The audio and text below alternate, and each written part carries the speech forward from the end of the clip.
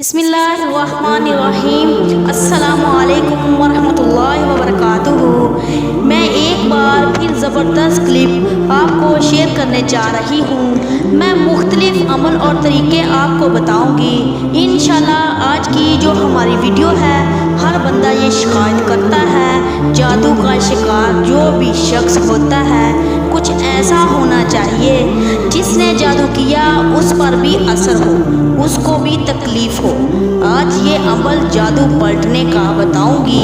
جادو پلٹنے کا مطلب جس نے جادو کیا ہے اس کا اثر اس پر بھی ہو اور بیمار شخص بھی درست ہو جائے گا، دونوں صورتیں ہو جائیں گی۔ یہ صرف 11 دن تک ہوتے ہوئے آپ دیکھیں گے اور قرآن کی صورت سے آپ کریں گے اور قرآن کی صورت کے بہت زیادہ فائدے ہیں۔ انشاءاللہ تعالیٰ زبردست عمل آپ کو بتانے جا رہی ہوں۔ آپ نے کرنا کیا ہے؟ قرآن پاک کے 30ویں پارے کی صورت ہے، سورۃ عبس۔ روزانہ آپ نے 41 مرتبہ پڑھنی ہے۔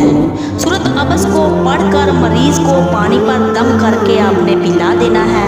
مریض کو کہنا ہے روزانہ 3 مرتبہ سورۃ عبس پڑھ کر اپنے اوپر دم کرنا ہے اور ساتھ یہ نیت کرنی ہے جس نے جادو کیا ہے اس پر دوبارہ پلٹ جائے۔ اگر مریض خود نہ پڑھ سکے تو اس کا کوئی اور رشتہ دار پڑھ سکتا ہے۔ 11 دن تک مریض درست ہو جائے گا، یعنی ٹھیک ہو جائے گا اور جادو اس پر دوبارہ پلٹ جائے گا، یعنی جادوگر جون سا جادو کرے گا اس پر دوبارہ واپس چلا جائے گا۔ اور آپ نے یہ احتیاط کرنی ہے، جب آپ نے وظیفہ کرنا ہے 11 دن کے بعد آپ نے گائے کا 1 کلو گوشت لے کر صدقہ کرنا ہے۔ اللہ تعالیٰ کے فضل سے سب کچھ بہتر ہو جائے گا۔